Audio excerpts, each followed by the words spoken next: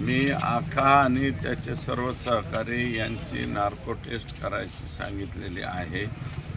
दुसरं असं आहे की 2 महिने झालं तरी कृष्णा आंधळे अजून फरार आहे आणि अशोक मोहितेच्या प्रकरणामध्ये जे आरोपी होते ते कर्नाटकमध्ये पकडलेले आहेत आणि ते कृष्णा आंधळेचे मित्र आहेत. म्हणजे मी अजूनही म्हणतो की ह्या आका आणि त्यांच्या गँगचा माज संपलेला नाही.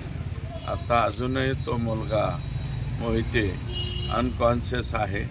त्याच्यामुळं त्याच्यावरती 326 जी केलेली एस पीने ती 326च्या ऐवजी 307 म्हणजे 109 हे लवकरात लवकर करावी, म्हणजे हे लोक आतमध्ये राहतील. 2 महिने झाले कृष्णा आंधळी फरार आहे.